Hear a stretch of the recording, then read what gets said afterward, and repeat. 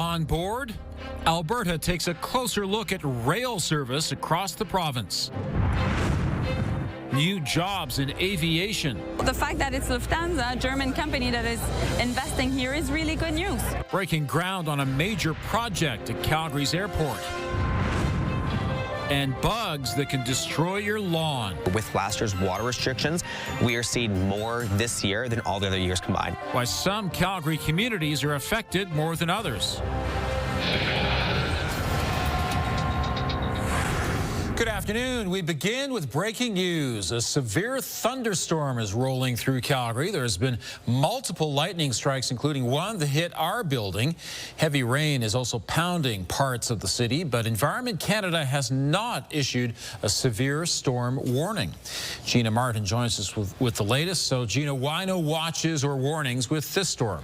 Well, I'll have to wager a guess, but I can say for certainty, Calgary is one of the most difficult places in the world to forecast. And what we're seeing here is a loop of that system that went through. It's a classic supercell storm. And you can just see at 4 o'clock how quickly it just appears, seemingly out of nowhere. So that could be a reason why this wasn't detected to get that warning out in time. The next question is this just round one of a few rounds? Hard to say at the moment. We're going to keep tracking it because the temperature has dropped considerably, so we don't have that fuel there for storms necessarily to get another round in. But the weather picture is quite significant across the province and into the prairies, including Saskatchewan there, with watches and tornado warnings in effect. So we're going to be keeping an eye on this in real time throughout the show here. But like I mentioned, temperature dropping. We're at 15 right now with those gusty conditions still out there.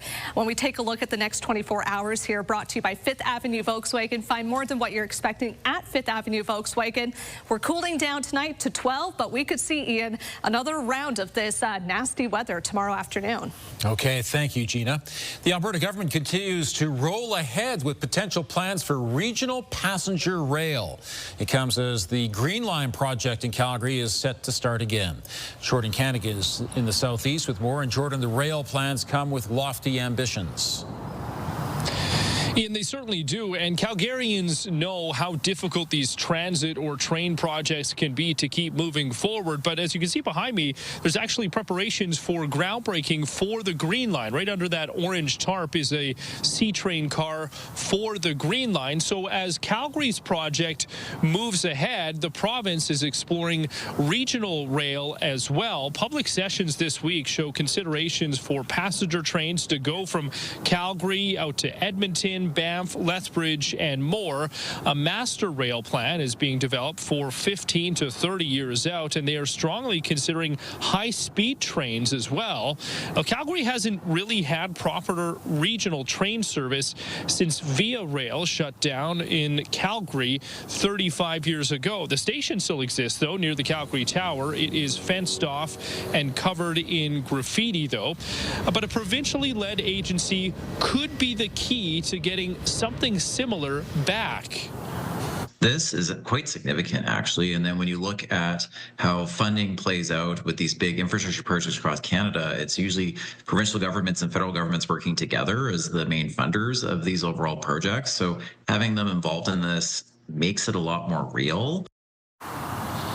Now, all of these regional rail plans are still far away. There's still no idea of specific routes or a possible cost. That's what they're working on right now. The province said, even being pessimistic, it's still at least 15 years away from possibly buying a ticket on any of that regional rail plans. The Green Line, however, that groundbreaking for the newest iteration will be happening tomorrow afternoon.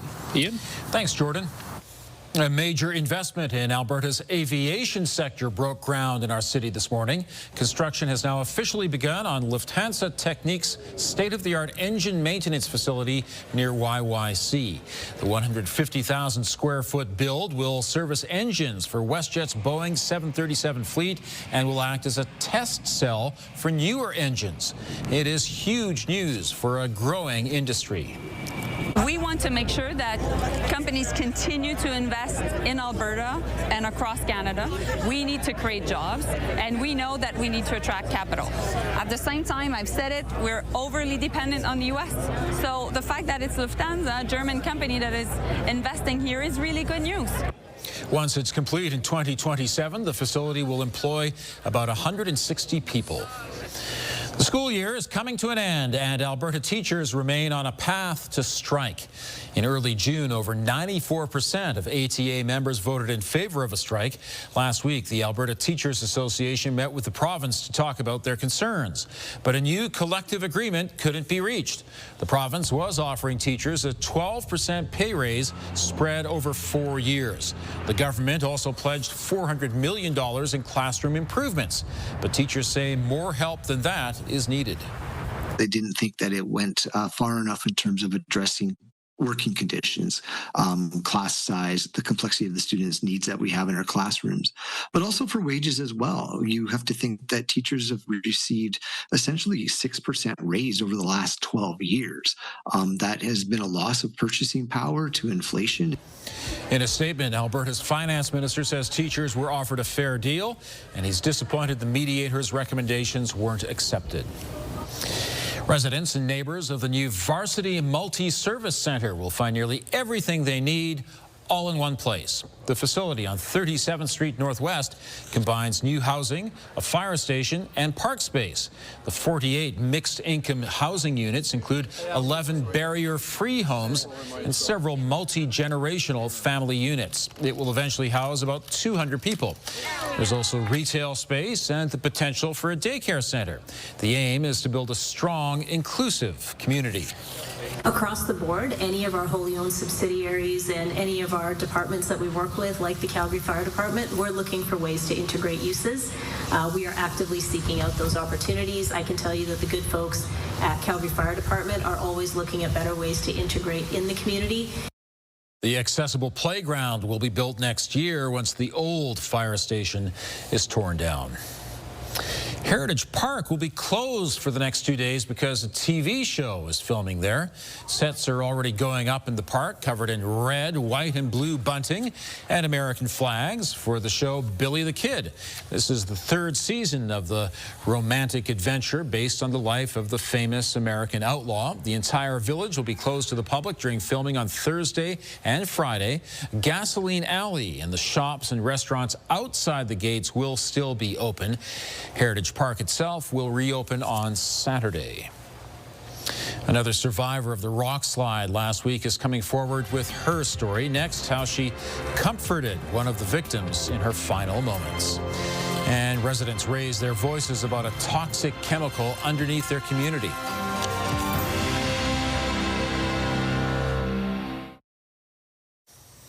Nearly a week after a deadly rock slide in Banff National Park, survivors are sharing emotional stories of heroism, heartbreak, and profound loss.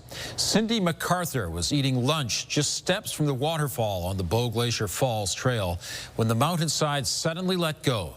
She survived a hail of boulders, some of them the size of trucks, and then, like many others, rushed to help those who were hurt. 2 people were killed, 70-year-old Jutta Heinrichs and 33-year-old Hamza Ben Hilal. In the aftermath, MacArthur says total strangers came together to care for the injured, checking their pulses, calling for help, and holding hands in final moments. It was pretty serious, and so I went over there and told her help was on its way, and you know, we were all here, and I said, hang in there, we're going to be here, and I just held her hand. And I mean, if in my final moments of I would want someone to be there. I wouldn't want to be by myself. The Bow Glacier Falls Trail remains closed. A GoFundMe has since been set up to cover funeral expenses for Ben Hilal. And next Thursday night, a memorial hike for Heinrichs is planned at Weasel Head Flats. Very emotional story indeed.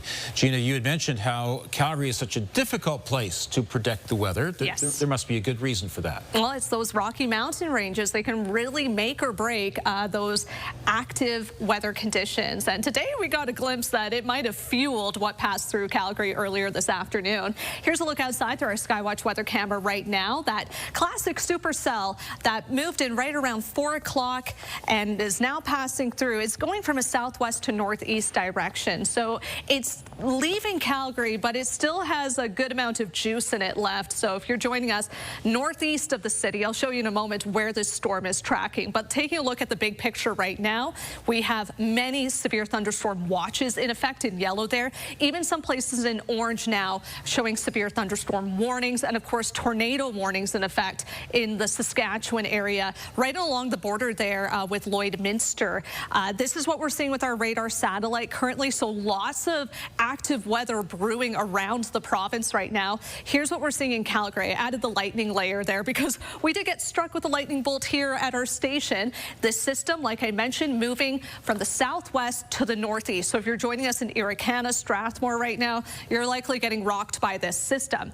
The question is, will we get another round of it? If you keep an eye on this model here, you can see a bank of cloud develops on the radar right before those storms materialize. So that's what I'm keeping an eye on off of the Rocky Mountains there. Will they provide more active weather, or is this what we're going to see for the rest of the afternoon here? Now, to the east of us, I did just want to take a quick look at what's happening over Saskatchewan, because we're seeing a significant squall line start to form right around Saskatoon, north and south of it. That can produce tornadoes. If you know people in that area, hopefully they're taking cover, but also, again, Lloydminster area dealing with a smaller squall line currently.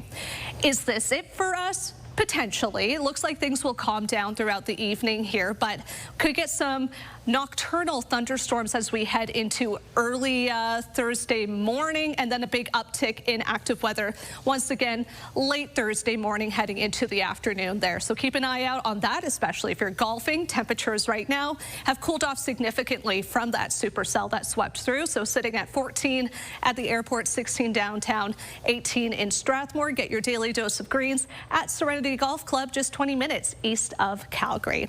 As for your 5-day forecast here, is a pretty similar situation we're going to see for the next couple of days. So another round of this could come our way tomorrow as early as 11 a.m. there, continuing throughout the afternoon with another high of 22 degrees. More clouds settle in on Friday, but still could be some showers, maybe a pop-up thunderstorm with that. Below seasonal high of 19. Saturday, very similar. And then we get a ridge of high pressure moving in on Sunday. That's going to bring the sunshine and the heat.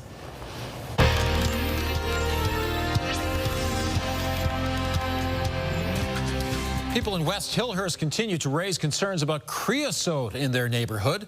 Community members attended a town hall last night and said there hasn't been a public meeting about the contamination since 2018. Creosote seeped under the Bow River from where there was once a wood treating facility. Residents worry new plans for a condo in their area would churn up the toxic chemical, which has been linked to cancer. They plan to speak against the project at City Hall on July 15th.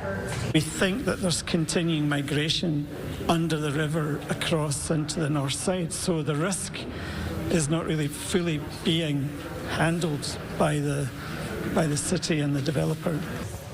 They say whether the development ends up happening or not, the city should look more closely at the creosote situation. Residents also invited Alberta Environment, but no representatives attended. A Calgary company wants a slice of Canada's military spending pie. Still ahead, the manufacturers who believe higher government spending could be good for them.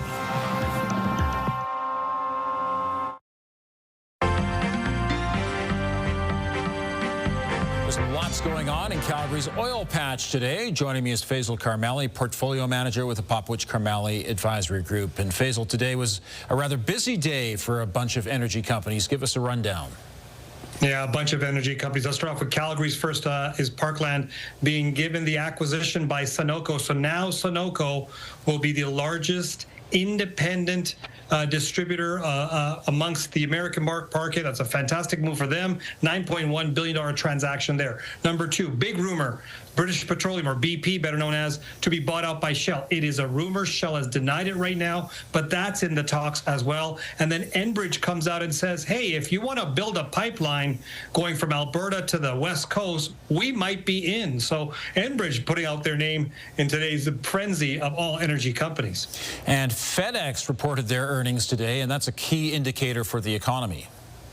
Yeah, use FedEx and UPS as a bellwether to kind of understand what's really happening in the economy. No different than if you've got an Apple Watch like I do or a Fitbit. It kind of gives you a bit of an idea of what's happening with you. This is similar to FedEx when you look at their three major areas. Let me go through them. Number one, express services kind of tells you what the demand from businesses are. Number two, the ground, the amount of shipments happening on the ground. That's like the e-commerce indicator. And freight kind of gives you the industrial side. So you put all three, gives you a good idea, kind of like your Apple Watch or your Fitbit. And the Fitbit is saying it's kind of looking sluggish right now. Faisal, thanks very much. Thanks for having me. The province has announced $2.8 million in funding to help local entrepreneurs. The money is going to fund the Trade Accelerator program under Calgary Economic Development for another 5 years. The program helps small to medium-sized businesses grow and reach international markets, like Nature Mary, a Calgary company that ships to China and the Middle East. This new money will help up to 650 companies. Many entrepreneurs face economic uncertainty due to tariffs. We believe in a strong, tariff-free relationship with our neighbors to the south. They're our largest trading partner as a province, and that's why we're working with them, continually working with state and federal legislators in the United States. The Premier herself has met with President Trump to continue to make the case for Alberta. But here back at home, we're going to continue to work with our provincial partners as well to remove trade barriers. A new report by Deloitte Canada predicts a modest recession during the second and third quarters of the year, with the potential to rebound as businesses get more clarity on trade issues and adjust to new policies. The federal government has committed to a substantial increase in military spending, and a Conservative MP from Calgary wants to make sure a local company gets a share of it. Yeah, when it comes to made in Canada solutions for armed forces or for law enforcement, there's only one team, and it's Team Canada. Well, with Canada's goals to increase defense spending, we are pretty much the only game in town when it comes to ammunition manufacturing for small arms. There's no other facility like ours in the entire country, and we're proudly Canadian.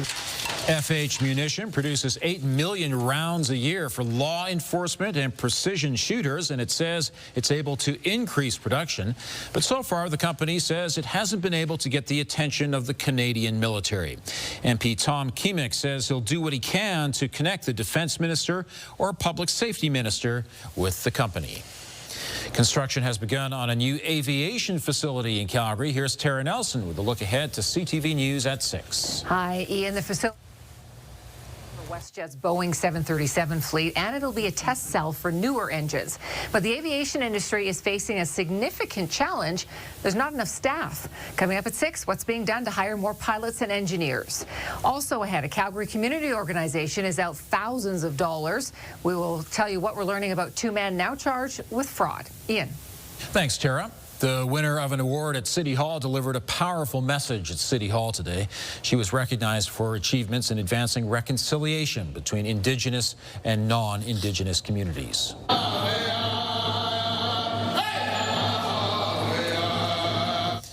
Mayor Jyoti Gondek presented the Chief David Crochild Memorial Award to Doreen Healy. She's an elder and residential school survivor from the Kainai Nation. When her daughter was found dead in 2023, she pressed Calgary Police for better protocols in communicating with Indigenous families in similar circumstances. She's also expressing frustration in getting a public Indigenous gathering place established in the city. I'm not very pleasant when I meet with the city of Calgary. They hear what I have to say because I am frustrated trying to get this Indigenous gathering place, and it's now in 7th year and we still can't get a decision. Grade 10 student Kaylee Morning Bullben won the Mitsanaha Agunelene Achievement Award, meaning a person with a kind heart. Kaylee participates in business programs and performs as a jingle and fancy dancer. The Amazing Race Canada is set to kick off a new season, and there's a Calgary team we can cheer for. This guy is the best partner to do this with because he's adventurous. He does all the stuff I don't want to do. He's so lovely and charming, so fun to be around. That's Calgary brothers Osas and Asosa. Their family immigrated to our city from Nigeria. The brothers say they applied to be contestants on the show to honor their late father's dream of exploring Canada. The new season starts July 8th. We've already seen the stormy weather move through, so what is next? Right now in Calgary, a thunderstorm in some parts of the city and 14 degrees. Gina has details coming up.